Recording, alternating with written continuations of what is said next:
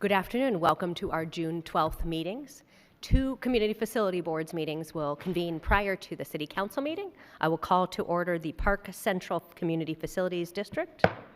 Can we call the roll? Board Member Conlon.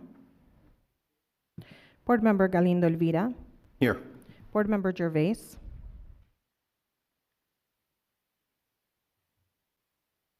I apologize. Board Member Gervais.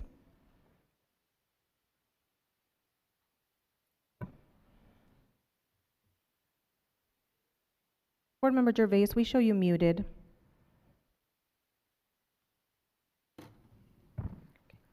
Board Member Guardado. Here. Board Member Hodge-Washington. Here. Board Member O'Brien. Here. Board Member Pastor. Here. Board Member Robinson. Here. Board Member Waring. Here. Vice Chair Stark. Here. Chairwoman Gallego. Here. Do we have a motion on items 3 through 8, approval of the minutes? So move. Second. We have a motion and a second. All those in favor say aye. Aye. Sorry, sir. Go ahead. Board Member Gervais, do we have a motion on the, we appreciated that motion, got to keep moving. On the public, on item number 9. Oh, I'm sorry, let's see. We've got to open the public hearing. Do we not have any members of the public to comment? We'll close the hearing. Item 10 is consideration and vote on the adoption of Resolution PC 19, which adopts and approves the final district budget for fiscal year 24-25 and the final 5-year financial plan for the district. Board Member Gervais, do we have a motion? Second. Roll call. Conlon. Galindo Elvira. Yes. Gervais. Guardado. Hodge-Washington. Yes. O'Brien. Yes. Pastor. Yes. Robinson. Yes. Waring. Stark. Yes. Gallego. Yes. Passes 10-0. Item 11 is consideration for the adoption of Resolution PC 20, authorizing the amendment of the district development financing participation waiver and intergovernmental agreement, and authorizing the district controller to accept and disperse funds relating to the amendment. Do we have a motion? Second. We have a motion and a second to approve the resolution. Roll call. Conlon. Galindo Elvira. Yes. Gervais. Guardado. Hodge-Washington. Yes. O'Brien. Yes. Pastor. Aye. Robinson. Yes. Waring. Stark. Yes. Gallego. Yes. Passes 10-0. Thank you. We will adjourn the Park Central Communities Facilities District Board. We will call to order the, we will adjourn the Park Central. Now we will call to order the Verdun Community Facilities District Board. Will the clerk call the roll? Board Member Galindo Elvira. Here. Board Member Guardado. Here. Board Member Hodge-Washington. Here. Board Member Maggard. Board Member O'Brien. Here. Board Member Pastor. Here. Board Member Robinson. Here. Board Member Waring. Board Member Stark. Here. Board Member Gallego. Here. And I apologize, Board Member Maggard was not this particular one. We have many boards. Item 3 is consideration and vote on the adoption of Resolution V-03, which approves the proposed district budget for fiscal year 24-25 and calls for a public hearing on such a budget. Do we have a motion? I move to approve the resolution. Second. A motion and a second. Roll call. Galindo Elvira. Yes. Guardado. Hodge-Washington. Yes. O'Brien. Yes. Pastor. Yes. Robinson. Yes. Waring. Stark. Yes. Gallego. Yes. Passes 8-0. Thank you. We will adjourn the Verdun Community Facilities District Board of Directors. And now we will move towards the main event. We'll begin with an invocation. Police Chaplain Robert Fesmeyer is here with us. Thank you for your words. Please rise if you are able.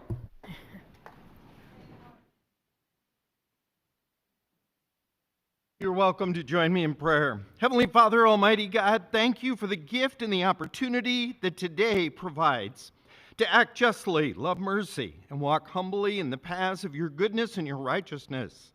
We thank you for raising up courageous leaders who choose true wisdom, whose decisions pave the way to peace and lawfulness and truth. We thank you for those gathered and those representative who take an active role in accountability, who speak honorably and humbly through civility. Guide every decision of this day. Thank you for our protectors who risk everything in the service of others, and every person who makes this city a better place to live and to work. We pray this in your holy name. Amen. Thank you, Chaplain. And now I will ask Councilman Galindo Elvira to lead us in the Pledge of Allegiance. To the flag of the United States of America, to the republic for which it stands, one nation, under God, indivisible, with liberty.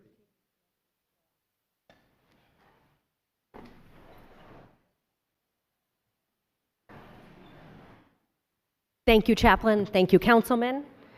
We will now call to order the formal meeting of the Phoenix City Council. Will the clerk call the roll? Councilman Galindo Elvira, Here. Councilwoman Guardado, Here. Councilwoman Hodge Washington, Here. Councilwoman O'Brien, Here. Councilwoman Pastor, Here. Councilman Robinson, Councilman Waring, Vice Mayor Stark, Here. Mayor Gallego. Here. Mario Barajas is with us to provide interpretation. Mario, would you introduce your team? Yes, Mayor, thank you. Good afternoon. My name is Mario Barajas, and together with my colleague Daniel Feliciano, we'll be serving as today's interpreters. I'm now gonna introduce ourselves to our Spanish-speaking audience. Muy buenas tardes. Yo soy Mario Barajas y junto con mi colega Daniel Feliciano estaremos sirviéndoles como intérpretes para el día de hoy. Quisiéramos recordarles un par de puntitos. Si es que van a estar dando un comentario público, les pedimos por favor si pueden hablar claramente, lentamente y evitar distracciones de fondo. Finalmente, si también se les puede pedir por favor que hablen en oraciones, 1 o 2 oraciones, y de esa manera podemos interpretarles de la mejor manera posible.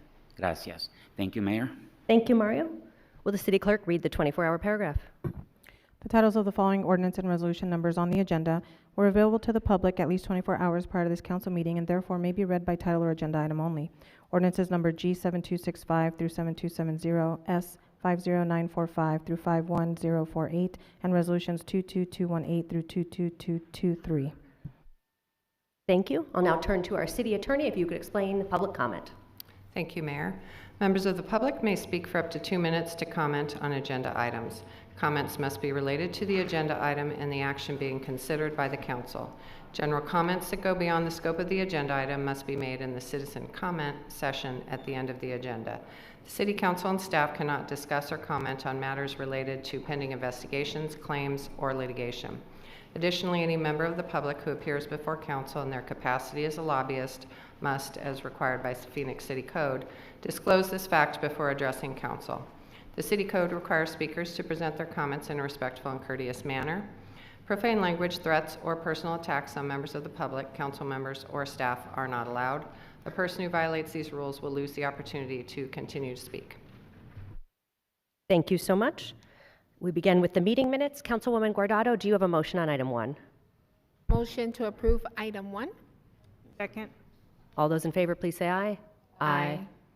Vice Mayor, do you have a motion on item 2? I move to approve the minutes of February 2nd, 2022. Second. All those in favor, please say aye. Aye. Aye. Any opposed, nay? Councilman Waring, do you have a motion on item 3? I move approval of the minutes of February 16th, 2022. Second. All those in favor say aye. Aye. Aye. Any opposed, nay? Passes unanimously. Councilwoman Pastor, do you have a motion on item 4? I move the minutes on March 2nd, 2022. Second. All those in favor say aye. Aye. Any opposed, nay? Passes unanimously. Councilwoman Hodge Washington, item 5. Item 5 is being continued, Mayor. Has it already been, could you just do a motion to continue? Oh, yes, I move to And to continue. the next council meeting? Yes. So a motion to continue to 6 to... Motion to continue item number 5 until the next council meeting. Second. All those in favor say aye. Aye. Aye. Any opposed, nay? Passes. Item 6 is boards and commissions. Vice Mayor. I'd like to make a motion to approve the mayor and city council boards and commission nominations. We have a motion and a second. All those in favor say aye. Aye. Any opposed, nay.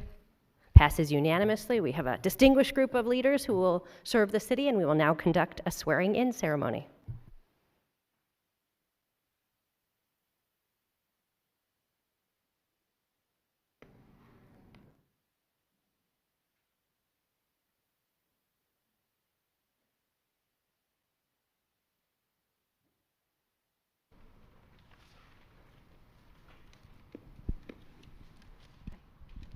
Please raise your right hand.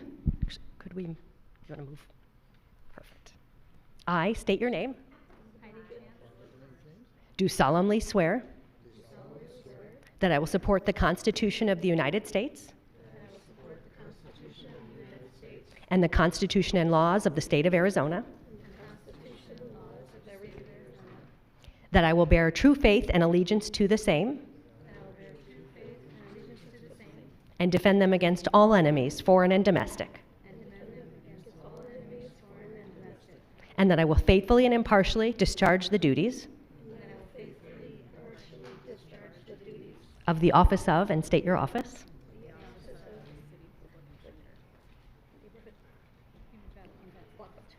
according to the best of my ability, so help me God. Congratulations, we are so lucky to have you serving us. Welcome.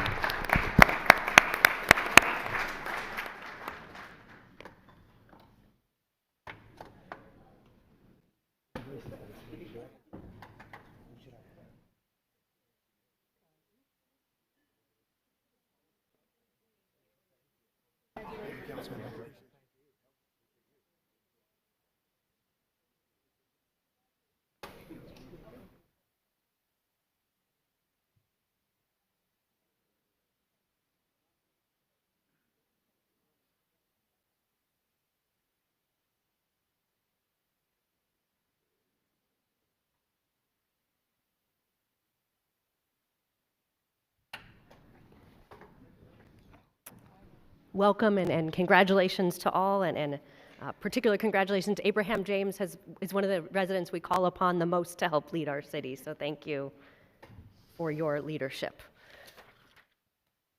The Phoenix City Council provides an advisory role to the state of Arizona on liquor licenses, and we will go to that portion of the agenda next. Vice Mayor, do we have a motion? Yes, I move to approve items 7 through 17. Second. All those in favor, please say aye. Aye. Aye. Any opposed, nay. Passes unanimously. City Clerk, are we ready for ordinances, resolutions, new business, planning, and zoning? Yes, Mayor. Vice Mayor.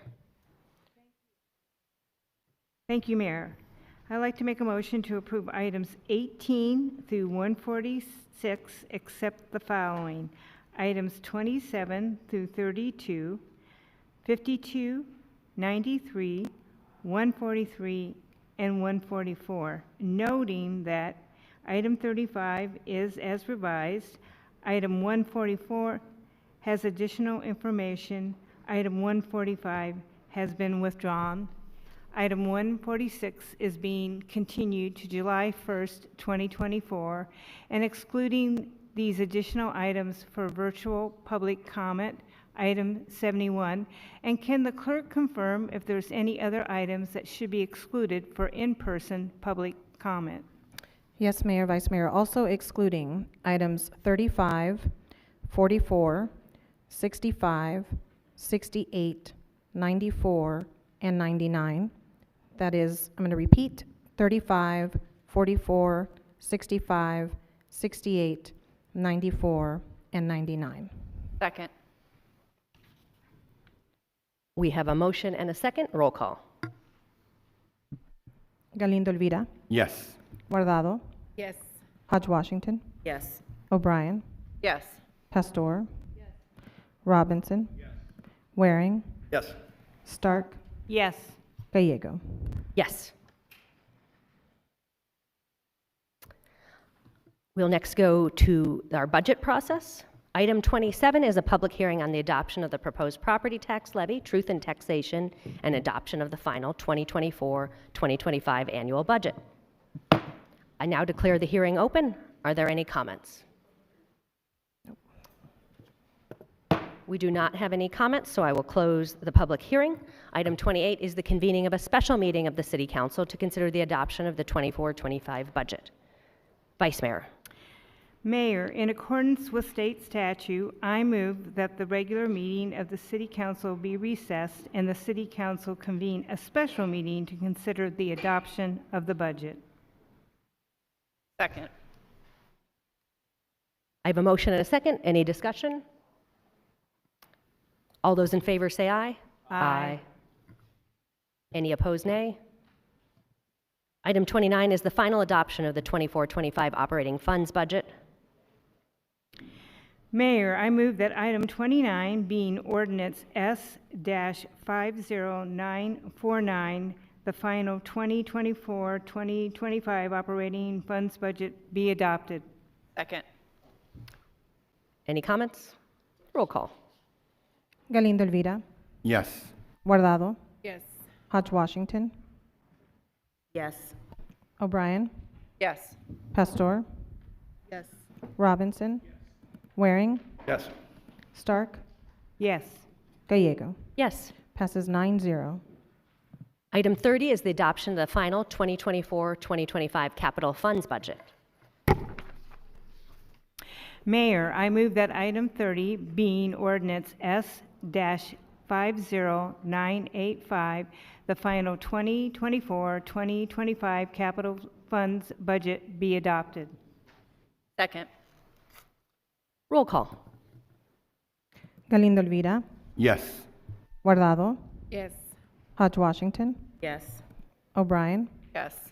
Pastor. Robinson. Waring. Yes. Stark. Yes. Gallego. Yes. Passes 9-0. Item 31 is the adoption of the final 2024-2025 reappropriated funds budget.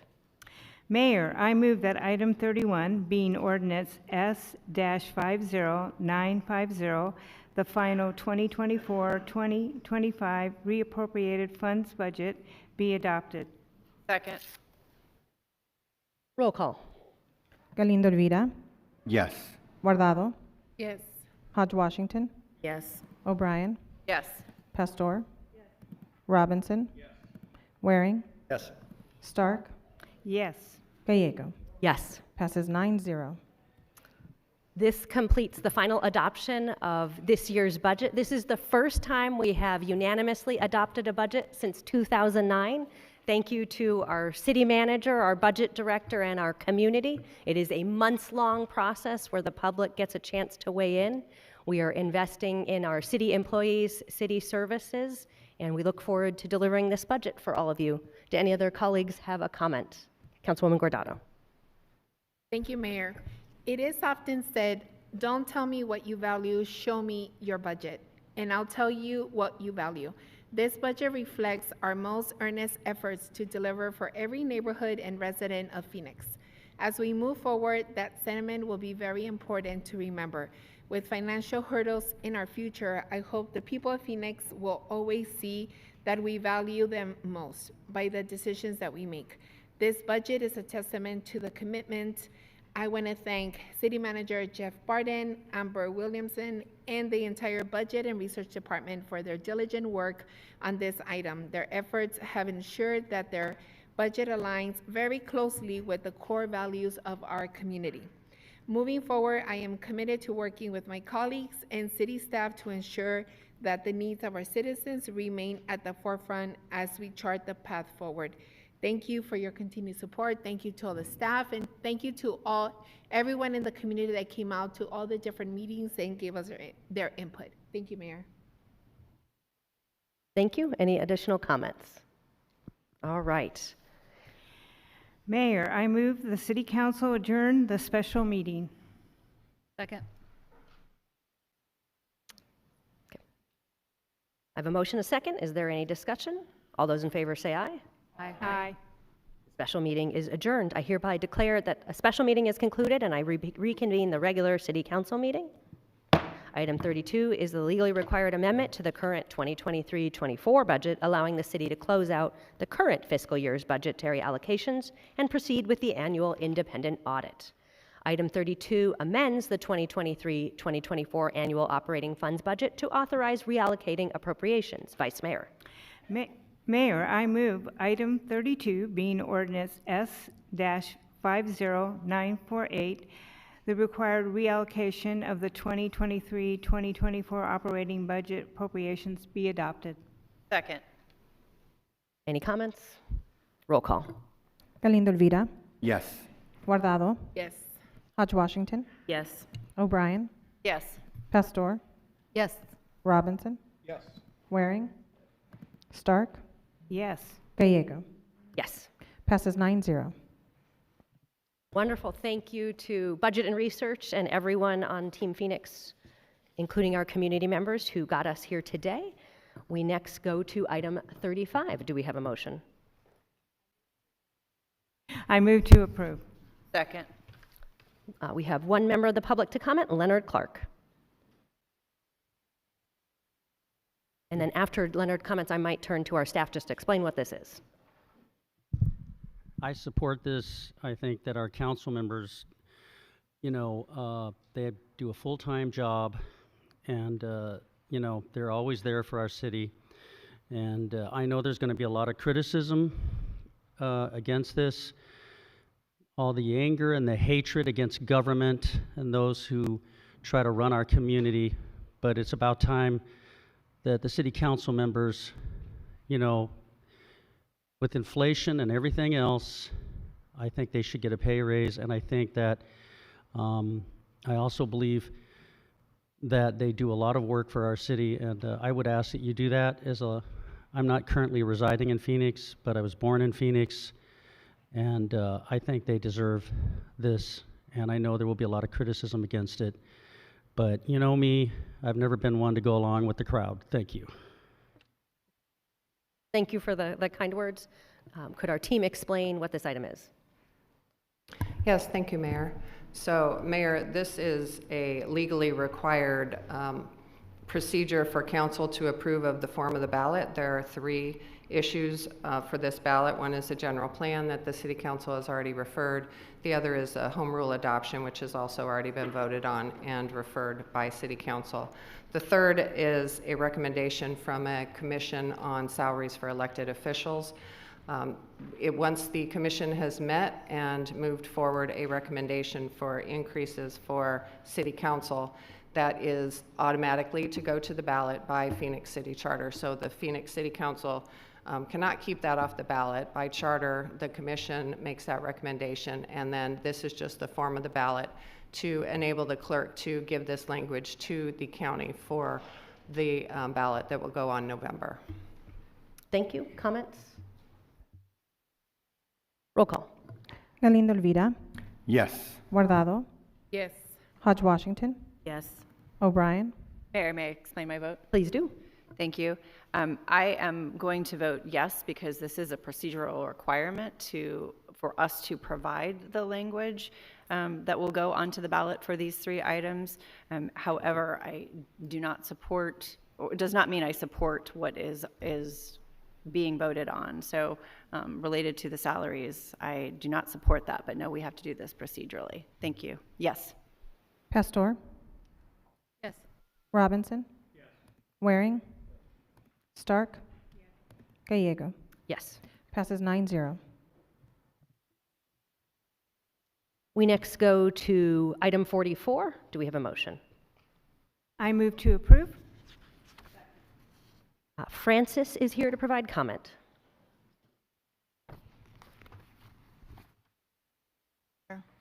I'm Frances Fearcutter, and I'm with Clean Scene. And the purpose of my being here is to request that the RFP be rebid.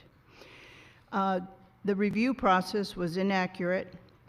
Limited protest timing, start time needs to be defined. Communication from finance unacceptable.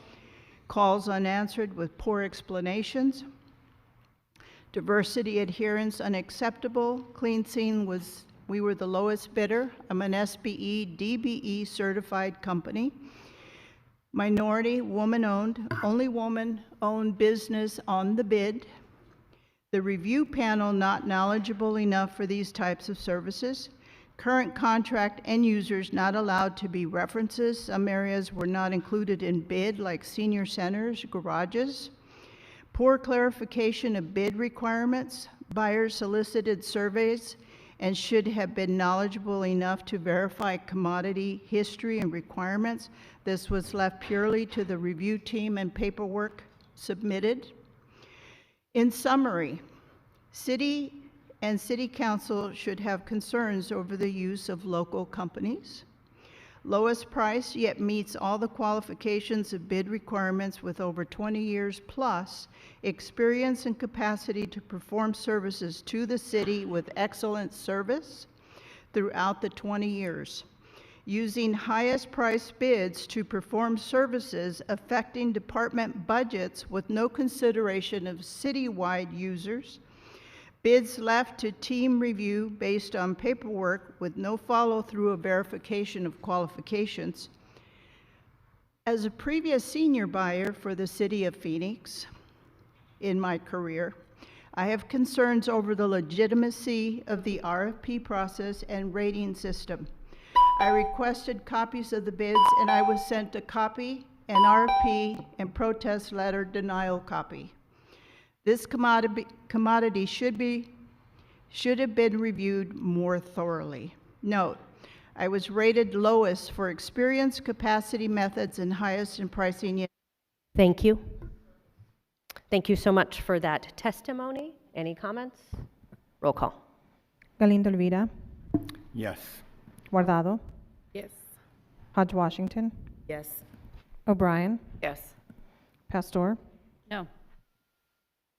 Robinson, Yes. Waring, Stark, Yes. Gallego. Yes. Passes 8-1. The next item is 52, pension funding policy. There will be 2 votes on this item. Councilman Robinson, do you have a motion? Mayor, thank you very much. I make a motion to approve staff's recommendation to adopt the annual COPERS pension funding policy and acknowledge the assets and liabilities of the COPERS plan. Second. And Mayor, I'm going to declare a conflict. Thank you. Any comments? Roll call. Galindo Elvira, Yes. Guardado, Yes. Hodge Washington, Yes. O'Brien, Yes. Pastor, Yes. Robinson, Waring, Gallego. Yes. Passes 8-0. Vice Mayor, do you have the second motion? Mayor, I make a motion to approve staff's recommendations to adopt the annual PSPRS pension funding policy and acknowledge the assets and liabilities of the PSPRS plan. Second. Motion and a second. Any comments? Mayor, Councilman Robinson. I will declare a conflict on this one. Thank you. Roll call. Galindo Elvira, Yes. Guardado, Yes. Hodge Washington, Yes. O'Brien, Yes. Pastor, Yes. Waring, Stark, Yes. Gallego. Yes. Passes 8-0. Next item is item 65. Do we have a motion? I move to approve. Second. Motion and a second. We have 2 members of the public to speak. Cody, followed by Jessica.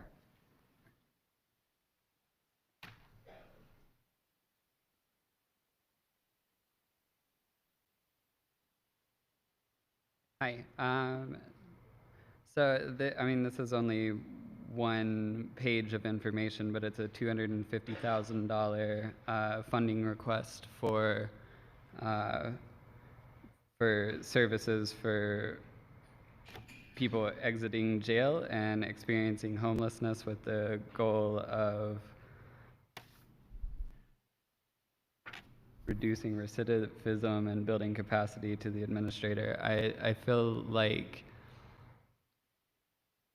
if we're building capacity for crisis response and first responders to learn how to interact with people who are experiencing housing insecurity, that's not enough to train people and certify like them from having reactivity to the situations without creating more harm. That's it. Jessica.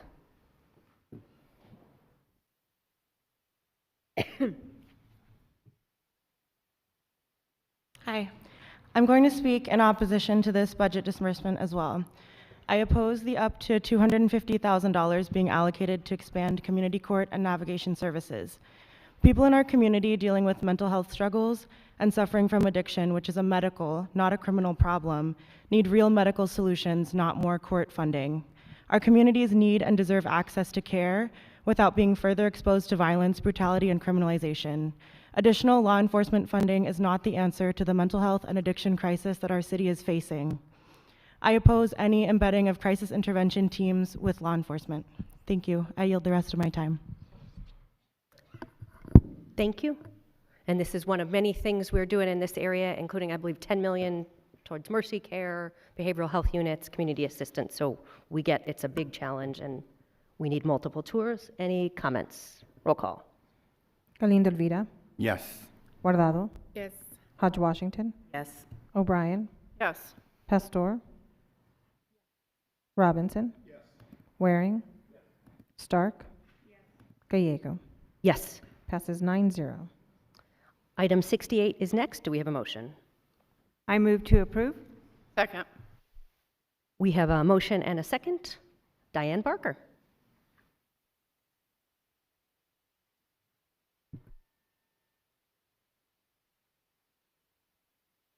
Good afternoon, Mayor Gallego and City Council. I'm Diane Barker in District 7. And I'm in support of this item for the Human Services Assessment, $152,000. I'm not familiar with the consultant you're giving to, but the process looked like it was competitive. There were, I think, 4 other people and it followed the 1,000 points that look like, person, that did earn this award would know, how to conduct this type of assessment. It's important, particularly today, I'm thinking about our cooling centers and I'm looking on a map, that's human services. Having gone to Burton Bar, was looking for water the other day. I thought that would go along with the cooling center. I saw a sign that said cooling center. But when I got up and got on a computer, and I drank my water, but I was getting thirsty. And then I did ask the librarian, where's the water? And she said, well, on the first floor. Well, they do have water fountains, but for somebody that, doesn't go there regularly, what I'm trying to say is that the hydration center, you don't have Burton Bar listed as a hydration. It's a cooling and a respite center, and my Councilman Carlos Gallardo Elvera let me know that was working well. But it seems to me that not only should you have education about the importance of staying hydrated, particularly now through this period of time of this program, September 30th, but you should have some water bottles there, because once a person gets their time on their computer, they need to be hydrated, and yay, it's helping people. Thank you. Any comments? Roll call. Galindo Elvira. Yes. Guardado. Yes. Hodge Washington. Yes. O'Brien. Pastor. Robinson. Waring. Stark. Yes. Gallego. Yes. Passes 9-0. Thank you. Item 71 is the Neighborhood Services Department Code Enforcement Policy Annual Review. Do we have a motion? I move to approve. Second. We have members of the public to speak. Virginia, followed by Irish. Virginia with us? Is Irish with us? Virginia is with us? Okay.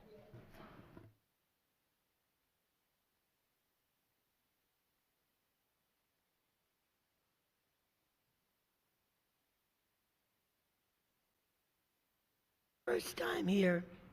And the only reason I have concerns about is the senior place where I live at.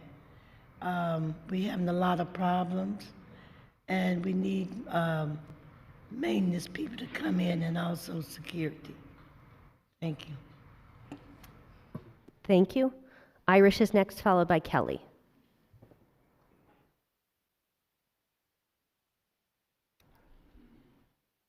Hello, everyone.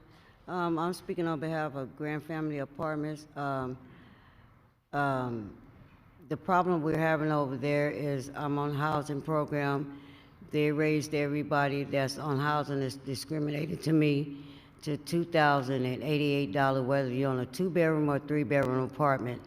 My rent went up $427, and I didn't believe that. They asked me did I want to move. I told them I couldn't move because I have to have open heart surgery the end of this month, and I'm stressed out. I just don't understand if it's a low-income apartment, how come they're raising everybody's rent, whether you're on it's supposed to be a low-income apartment, whether you're on disabled or on housing, and I'm just not understanding what is going on. I'm stressed out.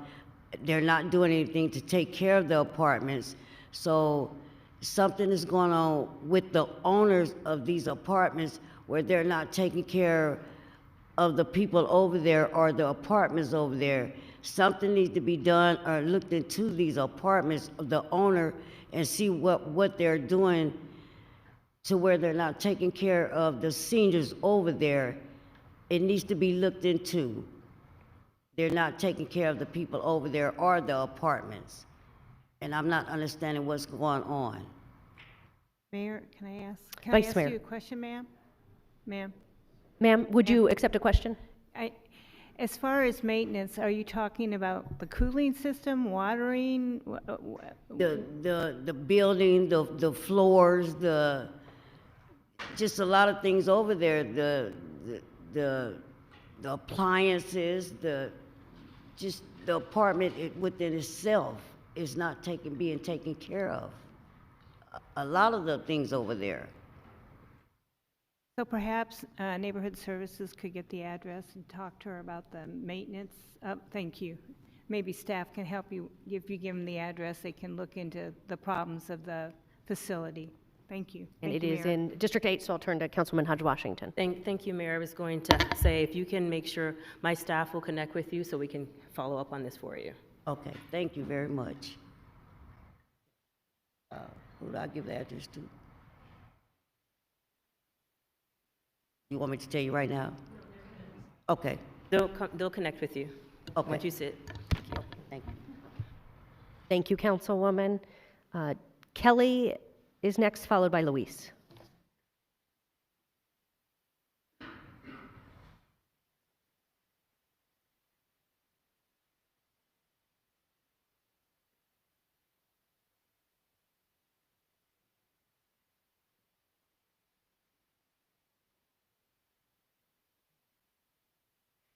Good afternoon. My name is Kelly Wilkins. I too live in Grand Family Apartments. It's quite a bit going on, but I tend to agree right now with the maintenance because yes, some of the units have been out because of the heat. We only have one maintenance guy. Come on, we have almost 200 units. He can't do everything by himself. I put in an order for my sink in March. We're in June, my sink's still not fixed. So yes, we do have a problem and we do need help. People say they're gonna help, but they don't help. You know, they tell us a lot of things, but they don't do it. I don't know if it's because we're seniors or what, but me personally, I want something done. I'm tired of lip service. I want service. I pay my rent. I should have service while I pay my rent. Thank you. Thank you, and we will connect you with landlord-tenant support. We do have a program at the city that may be able to help. Anything to add, Councilwoman? No, I was going to also make the same request that my staff will connect with you so we can follow up as well with Neighborhood Services. Luis is next, followed by Ernestine.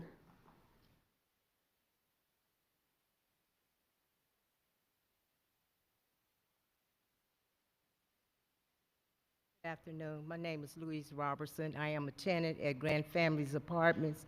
I'm having the same situation as everyone else. Our rent's going up. We don't have but one maintenance guy. A whole lot of things need to be fixed in the apartments, but they're not getting fixed. And then there's seniors there that can't get out to be heard, so I'm going to speak for them. They're there, some of them are bedridden. They can't get out and do things, and then their apartments is going down just well, so is ours. And we do need help over there as soon as possible. Thank you. Ernestine will be our final speaker on this item.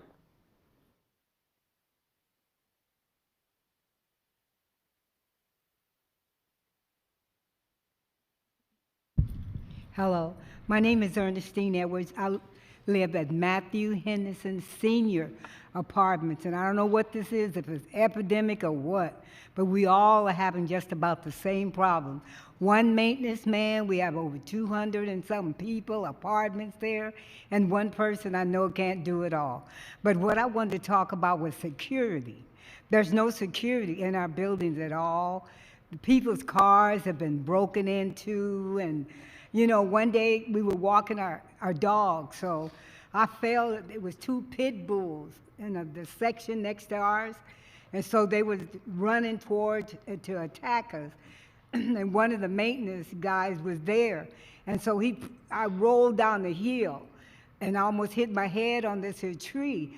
Well, anyway, after that episode, I had to crawl up the hill to go to the office on my hands and on my knees, and, you know, trying to get some help, called 911 or whatever.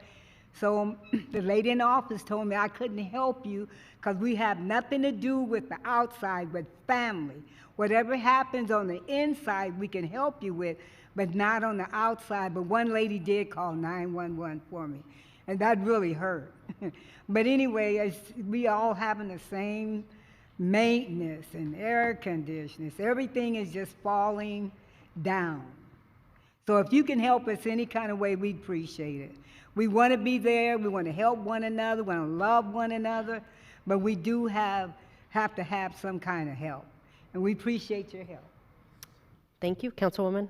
Same thing. Ms. Ernestine, someone from my staff is going to connect with you before we leave so that we can get the information to follow up. Wonderful. Thank you for that testimony. That concludes public testimony.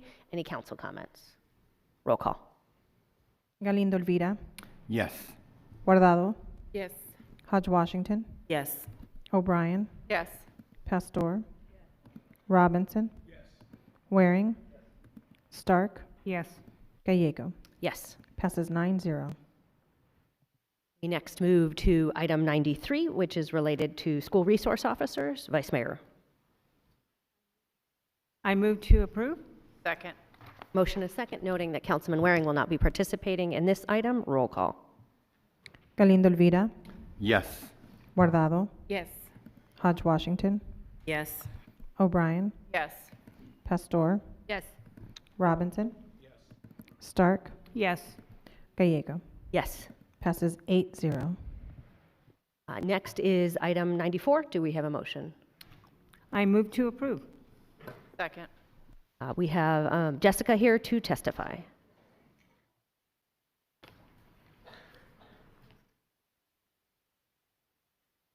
Hello. I'm here to speak in opposition to this budget disbursement as well. As you know, this budget disbursement allocates city funds that are meant to be supporting people who are experiencing mental health crises and homelessness and also facing addiction, and it allocates those budgets to the Phoenix Police Department. I oppose embedding crisis intervention teams, behavioral and mental health professionals within law enforcement. If you on the City Council really cared about the people in your community experiencing behavior and mental health crises, you would know that additional police funding has never made us safer. We need the city's budget to be redirected to water stations, expanding heat relief hours until 10 p.m., and permanently funded legal assistance for people who are being evicted, including people without legal status. People on the streets experiencing these problems have been asking you for these demands for a long time. We need solutions that actually get at the root of why so many people are experiencing behavioral and mental health crises on our streets. Thank you. I yield the rest of my time. Thank you. Any comments? Roll call. Galindo Elvira. Yes. Guardado. Yes. Hodge Washington, Yes. O'Brien, Yes. Pastor, Yes. Robinson, Waring, Stark, Yes. Gallego. Yes. Passes 9-0. Next is item 99, Vice Mayor. I move to approve. Jessica, please, do you wish to testify again? Okay, maybe we'll note your comment applicable to this as well. Roll call. Galindo Elvira, Yes. Guardado, Yes. Hodge Washington, Yes. O'Brien, Yes. Pastor, Yes. Robinson, Yes. Waring, Stark, Yes. Gallego. Yes. Passes 9-0. Thank you. We now move to the planning and zoning portion of our agenda. First is item 143 in District 7, Harrison Street between 7th Avenue and 9th Avenue. I believe we do not need a staff report on this, so I will open the public hearing. We have one member of the public to testify who is in support to speak if necessary. Jordan Greenman, assume not necessary to hear. We're good? All right, close the public hearing. I'll turn to Councilman Galindo Elvira. Mayor, I move to approve item 143 per the abandonment hearing officer's decision to delete stipulation number 3. Second. We have a motion and a second. Any additional comments? Roll call. Galindo Elvira, Yes. Guardado, Hodge Washington, Yes. O'Brien, Yes. Pastor, Yes. Robinson, Yes. Waring, Stark, Yes. Gallego. Yes. Passes 9-0. Thank you. Next is 144, which is the northeast corner of 26th Street and Camelback Road. This is in District 6. Councilman Robinson, do we want a staff report on this one? Okay. We'll open the public hearing. We do have members of the public to testify. We will begin. You want to start with the applicant or conclude with the applicant? Okay. Great. Then, sorry, I just got this list. So available only to speak if necessary, and it looks like there's only the applicant here to speak? Okay, so the applicant has gestured not needing to speak. So we'll open the public hearing. No one needs to speak. We'll close the public hearing. Councilman Robinson. Mayor, thank you. I motion to approve per the June 7th, 2024 memo from the Planning and Development Department Director and adopt the related ordinance. Second. We have a motion and a second. Any comments? Roll call. Galindo Elvira, Yes. Guardado, Yes.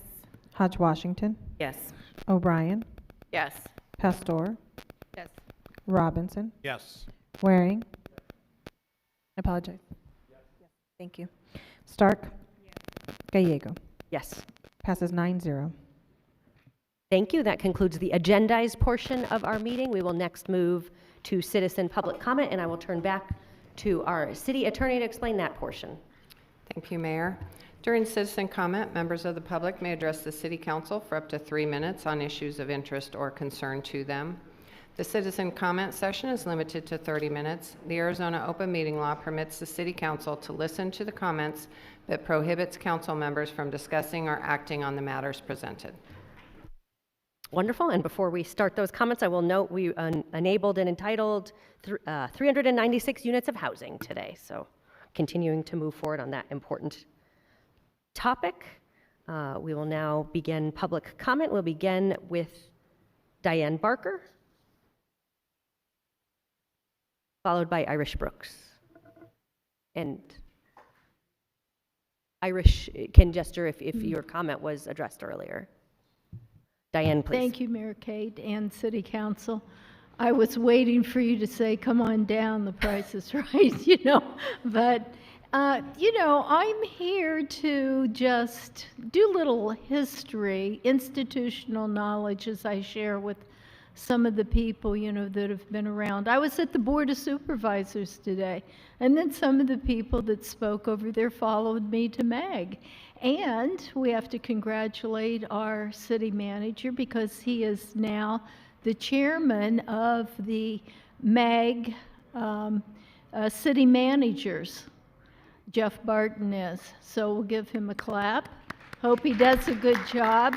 And our Mayor Kate is the chairwoman of the Valley Mayors that go to the mayor for MAG. What is MAG? MAG is an acronym for Maricopa Association of Government.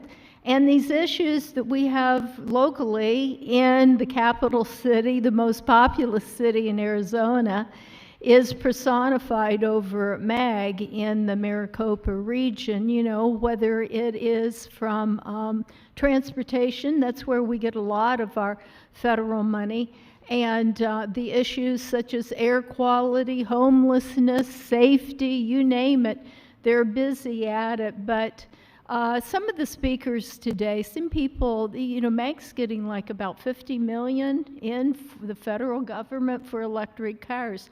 So that issue came up like, wait a minute, I don't want my gasoline car to take away and you're going to make me buy electric car. I can't afford that. You're going to put us out homeless. Okay, so we're getting the great thing that I see, and I see it even more, that people are able to express themselves. And that's how we can solve problems. So I guess why I'm here is to let you know I value public input. I see more of the public coming and speaking, and they've done their research. And I would like to have my dialogue and other people's that come here. It's just not your 2 minutes is up, or at MAG you get 3. Because it really leaves it like, okay, so I got Joe Ryan, who was an activist in transportation. He says, all they say to me, they never ever get back to me about how their infrastructure is going to be bottlenecked by 2025. And he was right, because we are here now in that. He said they just say, Mr. Ryan, your 3 minutes is up.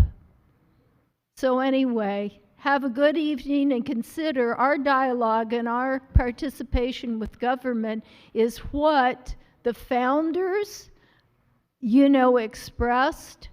It is something, free speech is important, and we must never lose that. Thank you.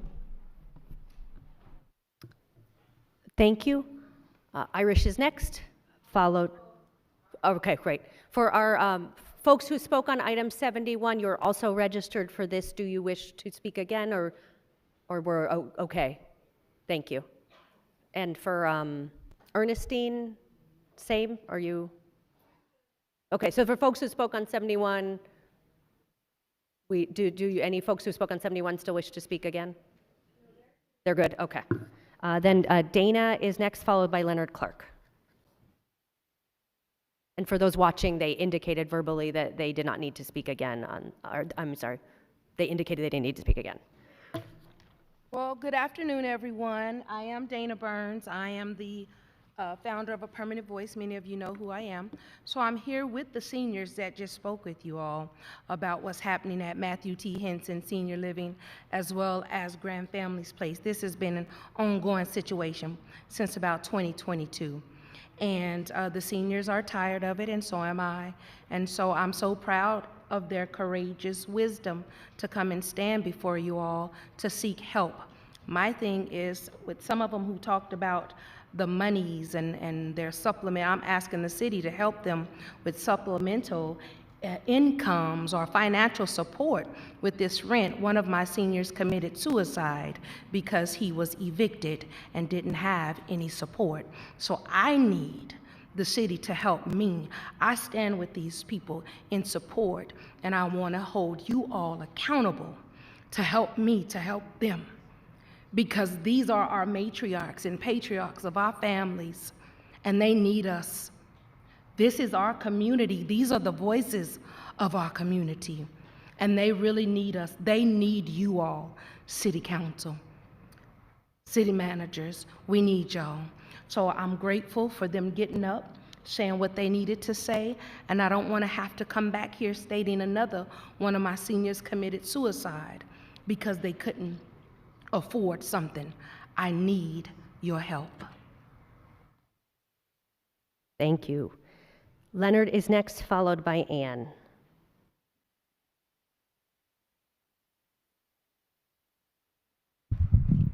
Thank you, Mayor and City Council members. I don't reside in Phoenix right now. I'm out in the West Valley, but I'm here a lot. I haven't been here for a while, but I just wanted to let you know, I think there are others that feel the way I do in the city of Phoenix, and that is that crime and violence and hate, anger seem to be getting out of control. Ever since October 7th of 2023, with the horrible massacre that took place in Israel by Nazi Hamas terrorists, we have elders in our community. You see, I went to the protest. I was a progressive. Now I just believe in human rights. You don't need to be a progressive or a conservative. You just need to be a human being and believe in human rights. But you see, in the city of Phoenix, we have some elders who lead our young people and mislead them. They mislead them because they don't tell them that Dr. Martin Luther King or Mahatma Gandhi or Cesar Chavez, who came from our beautiful state of Arizona, he didn't say go out and ambush police officers. He didn't say blindly hate the police, blindly hate the government. You see, we have some elders who seem to be filled with hate against maybe what they haven't become, maybe because they're not sitting up there like you and they never got elected, but they're misleading our young people.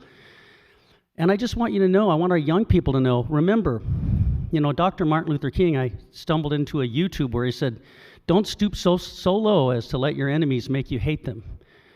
So while these people that I formerly knew that call themselves progressive in the city of Phoenix, who are now misleading our young people to hate the police, to hate authority, to hate all rules, because they want anarchy.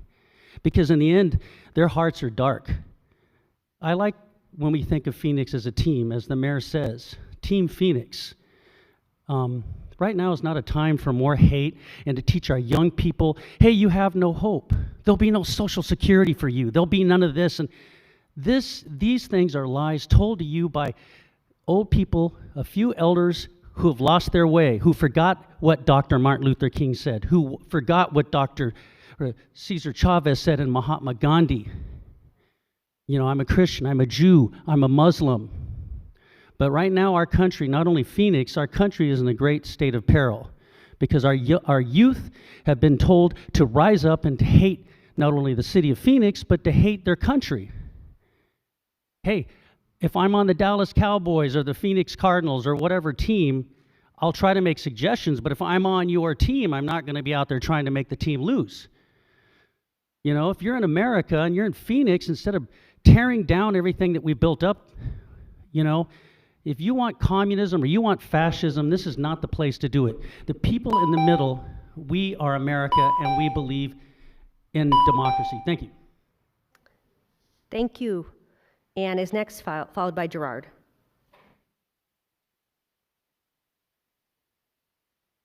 That's pretty tough to follow. Thank you. Good afternoon, Mayor Gallego, Vice Mayor Stark, and council members. I'm Ann Ender, and I'm still the president of Operation Blue Ribbon.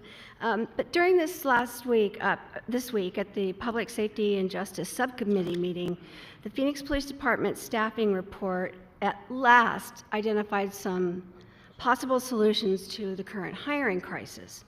And I have much respect for Commander Joe and Seth Landau for their skilled communication in presenting the report. Unfortunately, the report lacks the key indicators, in my opinion, which are how many applicants have we had hired, how many have graduated and are sworn and are on the job. As Councilman Robinson suggested in the meeting, do we really need an advertising agency to guide or market Phoenix Police Department?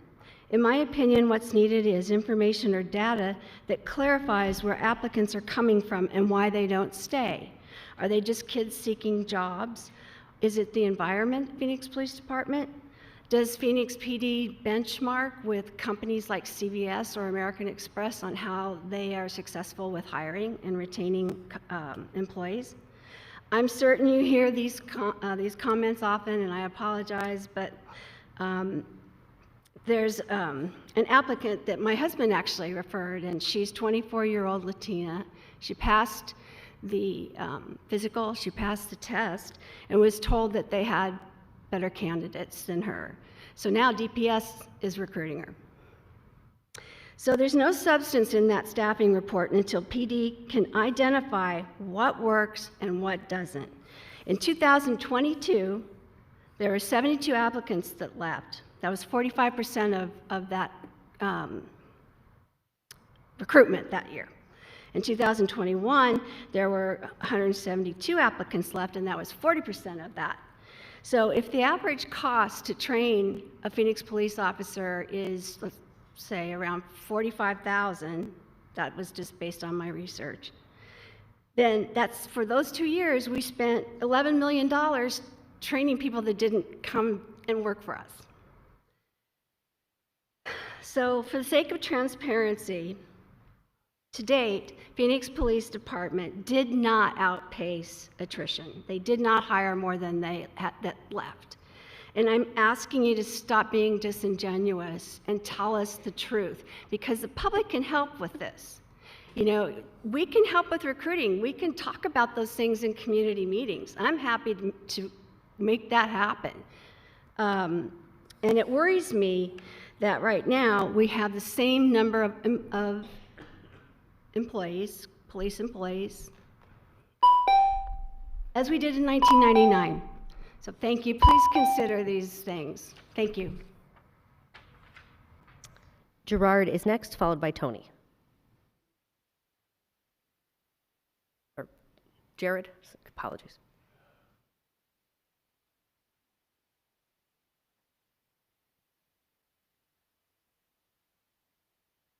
Hello, my name is Gerard, and I'm a veteran, and I want to go ahead and reiterate what's going on over here with the seniors that are living, senior living, and I kind of understand what they're going through because I'm there at that building living with them, and I see a lot of things that are going on, you know, as far as, you know, our housing is not really up to par.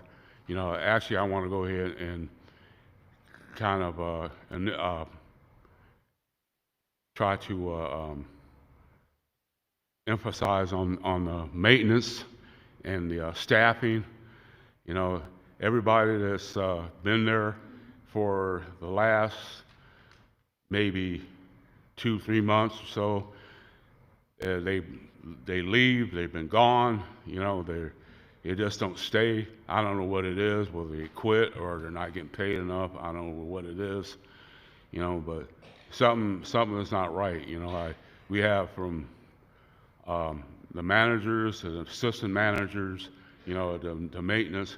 And by the way, talking about maintenance, we need more than one person in their buildings and our buildings and stuff to do maintenance. Because when you're talking about over 200, you know, people in 200 apartments, 200 residents, I mean, you just can't expect one person just to do that. So, but yeah, the staffing and everything else, you know, it's really bad. I mean, I wish that you know, it will get better. I've been there for a while. I've been there for over 5 years. So, I mean, that's really a long time. And it seems like, you know, every year it's the same over and over and over again, where you get people that come in from the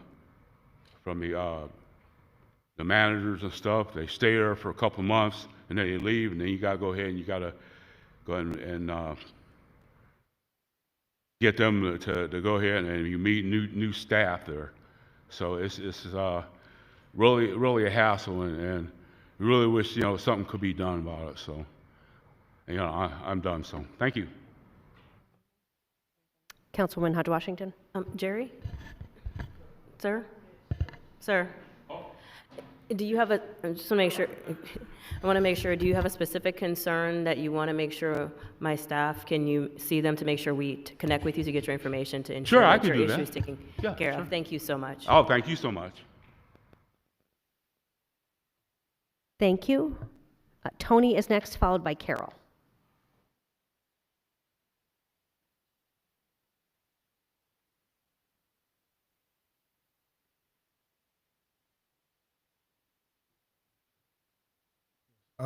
Thank you, City Council and Mayor. I'm with Fund for Empowerment. And with regard to these cooling centers in the valley, the main one at the library, 24-hour one, I've been by there a few times, and there's so many people there, there's not enough room to accommodate the amount of people that need it, where they're overflowing outside into the front patio. And also they don't have enough water, and the snacks that they give out are just like a couple of items in the bag. And I've been to one in Mesa called a Resurrection Street Ministries.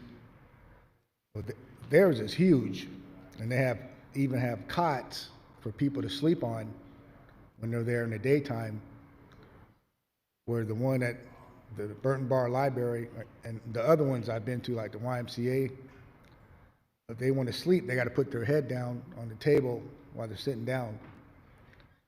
And it's not open late enough. It's only open to like 6 or 7. And it's still pretty hot at night. That could be dangerous for people that are homeless also. And I know a couple years ago they had it where you guys had it where the convention center was open for as a cooling center, and it was plenty of room. There was enough room to accommodate hundreds of people. So I mean, that would be a good idea to open that back up. And also I've seen incidences where cops were harassing people at bus stops and just randomly, and cuffing them up and taking them to jail. So, I mean, I don't know the details, but I've seen that on the east side of Phoenix and west side of Phoenix with people waiting for the bus. So, thanks again, City Council. Thank you. Carol is next, followed by Mark.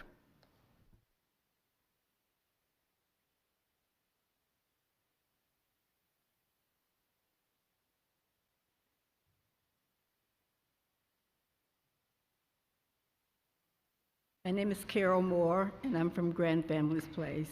And my largest concern is the lighting. We don't have light in there for the seniors. They're deliberately taking it away, like the pole lights. Every other pole light is off and has been off for a long time.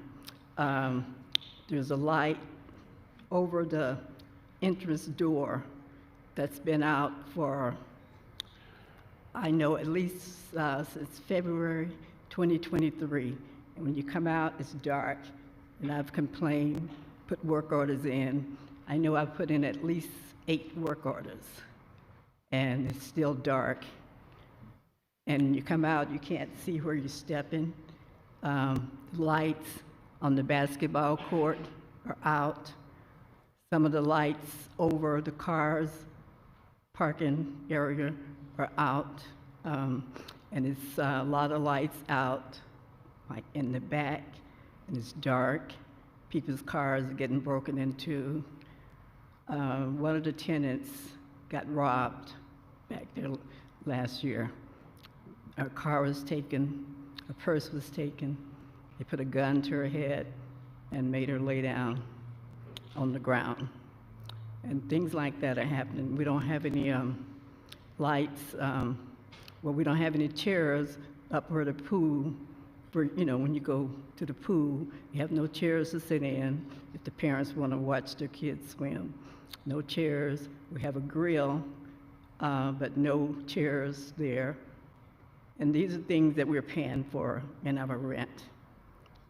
So we need something done about that, because it's, you know, some of the people are in wheelchairs and they come out and it's dark and they can't see where they're going. And now we don't have security, and we have homeless people sleeping in our building. So it's bad. Thank you. Sorry, Mayor. Councilwoman Hodge Washington. Thank you. Carol, if you can make sure can you wait for Harsina so she knows, go see her? So this is the first time we've heard about this, but we are going to do our best to help you address these issues. So thank you for flagging this for my information. Thank you, Mayor. Thank you. Mark is next, followed by Timothy.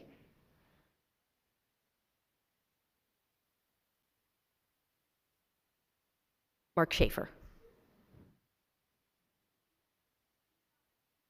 Okay, thank you. Someone just shared that Mark Schaefer is not here anymore. Tim, followed by Frank.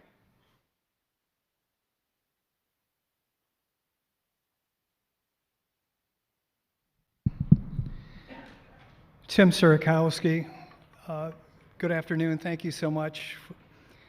I'm going to talk about South Mountain once again, and I'm going to invite all the city council people to come down and look at what I call the South Mountain dumping site. I'm sure everyone is aware of what had happened and all the dumping that had taken place, but I'm more concerned now about the pollution that the dumping has caused, because now it's been in rivers and streams, and that's illegal. It's a federal violation to dump in rivers and streams. I would really like to know who authorized all the dumping in South Mountain. This could not have taken place by a park ranger. Someone had to explain to the park ranger to open up 4 gates in South Mountain and show them where to dump. There's no way that a park ranger is going to lose his seniority, that he's going to lose his job, lose his pension without someone in upper management telling him to go and dump in these locations. We've brought this up in front of the Parks Board itself, and there's a person on the Parks Board who is a water expert. They've done nothing at the present time. So I'm trying to figure out at this point, is something going to be done? Is there going to be an investigation? Is someone going to ask the pertinent questions of why this dirt was dumped down there? It's not just a little dirt. It's 180 different truckloads coming into a park system. So I'm inviting everyone to come down. We can do a picnic down there, and we can show you where all the different dump sites, and then we can finally ask the pertinent questions. Why wasn't this investigated 4 years ago? Why are we now doing it? There were 2 different stories on this, one in the New Times, one in the Arizona Republic, and you guys didn't do anything about it. So now, once again, I'm requesting we're going to start asking the pertinent questions once again. Why aren't you guys doing your job about dumping in a park? Thank you. Frank is next, followed by Jerry.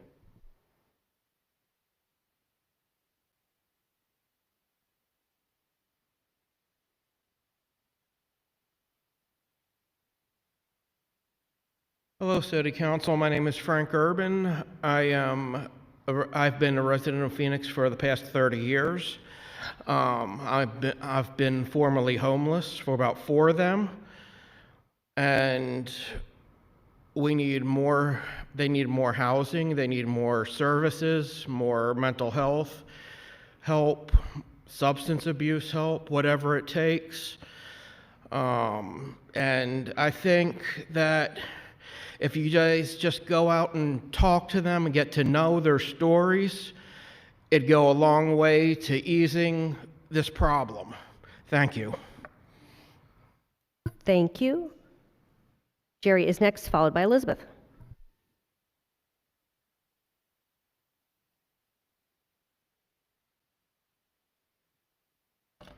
Thank you, council members. I have my ubiquitous handout after I speak. You know, 2017, Parks Board met and approved $23 million of voter initiative 3PI funds to renovate South Mountain Park for this year's centennial. 2024 is the centennial. We're halfway through it. The project is barely over 60% completed. But worse, halfway through that 5-year plan, 3 days worth of dump trucks from the nearby housing development being constructed rolled through the park and dumped at designated spots within the park. The soil was never tested before it was dumped in there. And consequently, it was redumped. We call knee-jerk management. Once it was exposed in the media, it was helter-skelter out there with trucks, backhoes, everything moving to undisclosed portions of the park. We have no idea where a lot of it went, but worse, park employees were told to violate federal laws by dumping it in dry washes. There's a picture on here on the flyer in the bed of the Salt River at 24th Street. That's a federal offense, and it's being investigated. So there's going to be a lot of questions being asked. Fortunately, everybody was able to hide for 2 years behind the pandemic. But we knew the evidence was still going to be there when we came back, because we had to pursue the new trailhead at Choya, Dreamy Draw, and then Papago Park popped up, and we're back now. We've taken interested parties out there already. They want to know what the hell's going on and why there's been no investigation at all. And to boot, we've had some help with this. We've uncovered a cover-up within the city. That'll be coming out. Here are the handouts I'd like each of you to have. Thank you. Thank you. Elizabeth Venable, we are next speaker.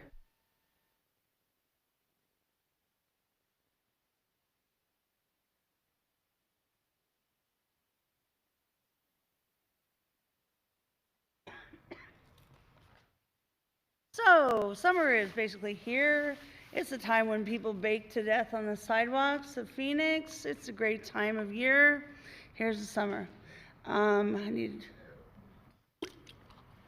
any case, I wanted to just say a couple of words because I found it interesting that in the making of a mandate, someone expressed that they did not enjoy mandates.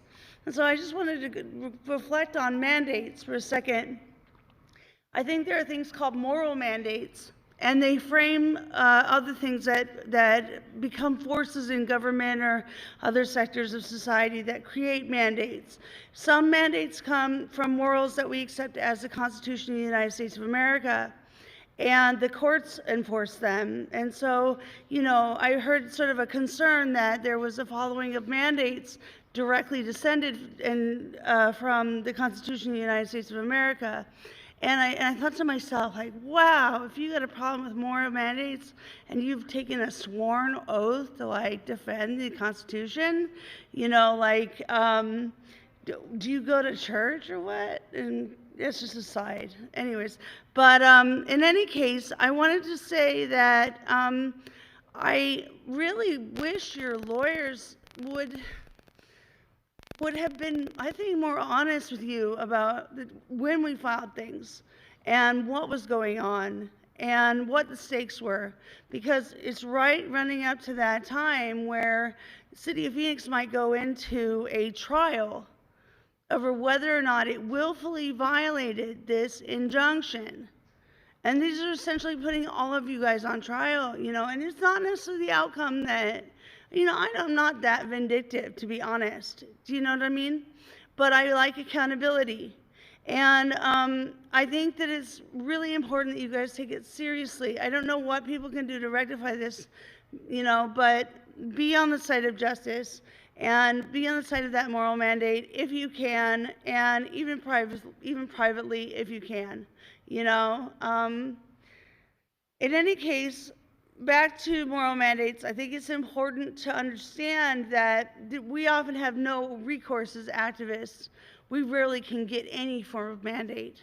And so if I can see a moral mandate through the federal government, I'm going to seize on that and let it go through to the city of Phoenix.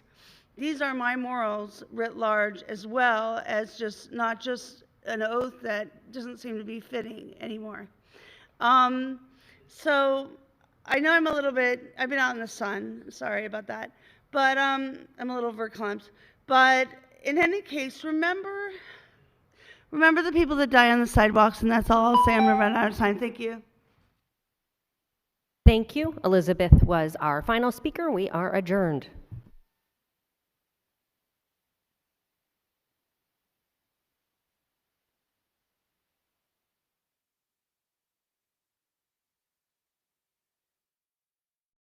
Now, you know I'm a soft-spoken person, so I hope you all hear me.